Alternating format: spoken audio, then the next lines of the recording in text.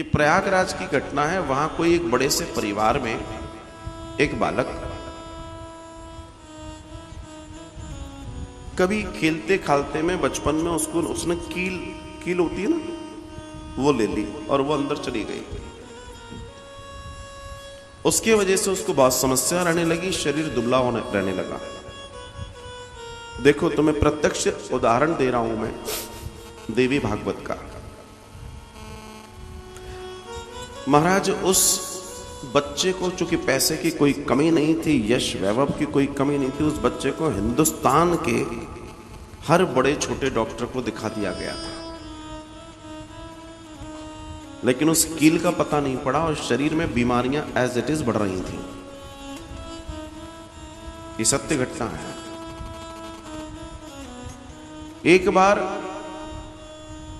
दिल्ली के एक बड़े अस्पताल से दिखाने के बाद दिल्ली रेलवे स्टेशन पे ट्रेन में बैठे प्रयागराज जाने के लिए, उन्हें एक व्यक्ति टकराया जो दिखने में ब्राह्मण जैसा था, बड़ा तेज था उसके पास, और वो बैठे हुए बातें कर रहा था। उसने कहा कि ये आपका बच्चा बीमार लगता है। बोला हाँ ये बीमार है साहब, 10 साल से परेशान है, अब तो इसमें कुछ नहीं बचा। उस बच्चे को देखते ही समझ में आ गया था। वो व्यक्ति सिद्ध था, योगी था। उसने कहा आपका बच्चा ठीक हो जाएगा, आप बड़े परिवार से लगते हैं, देखने से ही समझ में आता है, अगर आप मेरी बात माने तो। वैसे तो जनरली व्यक्ति मानता नहीं है, क्योंकि बीमारी है तो डॉक्टर साहब के पास जाना जरूरी है। अब देखो ये भी एक भगवान का बड़ा दर्शन है। ये व्यक्ति 10 साल भटक लिया, तब इसको ये व्यक्ति मिला। शुरू में मिलता तो उसकी थोड़ी मानता वो। जब थक गया पूरी दुनिया में दिखा दिखा के, एक्सरों की इतने बड़े बंडल बना बना के, उस समय थोड़ी ना अल्ट्रासाउंड थे, मोटी वाली शीट एक्सरे की। बोला ठीक है, अब मरता क्या नहीं करता, आप बताइए क्या।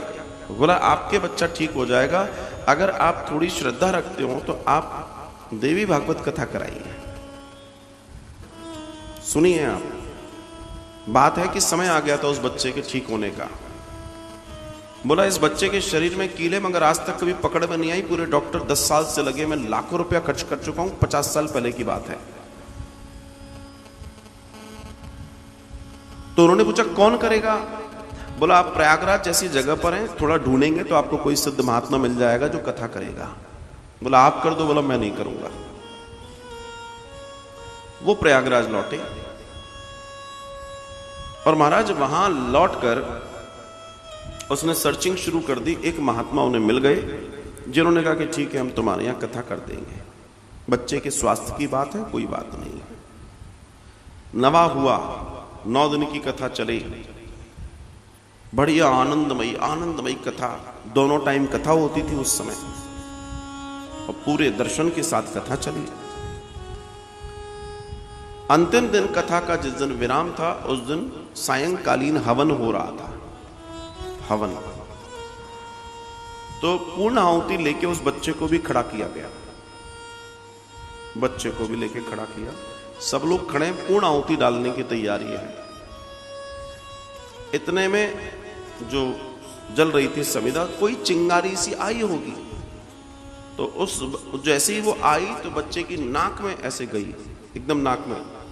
तो वो ऐसे चीखा और जोर से खांसा, और जैसे ही खांसा इतनी बड़ी कील मुंह से बाहर निकल के टपक के खड़ी हो गई। साक्षात देवी भागवत का प्रमाण है, विचार कीजिए आप। पूर्ण आहुति करते से वो जो 10 साल से कील, एक छींक बाहर आई और उस छींक से वो कील बाहर निकल के खड़ी हो गई।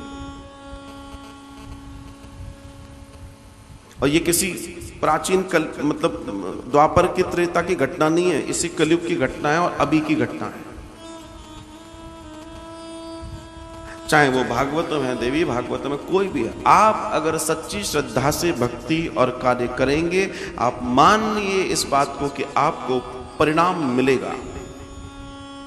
लेकिन चीजों को चीजों के तरीके से किया जाए। अगर आप कार्य को कार्य के तरीके से करेंगे तो ऐसा हो ही नहीं सकता। ये इस पृथ्वी का नियम है, ये विज्ञान कहता है कि रिजल्ट आएगा। परिणाम आएगा, परिणाम कहीं नहीं जाने वाला। लेकिन इस बात को आप समझ लें कि परिणाम लाने के लिए आपने मेहनत करनी है। इसलिए बार बार मैं इस बात की चर्चा करता हूं कि शक्ति की उपासना बहुत जरूरी है।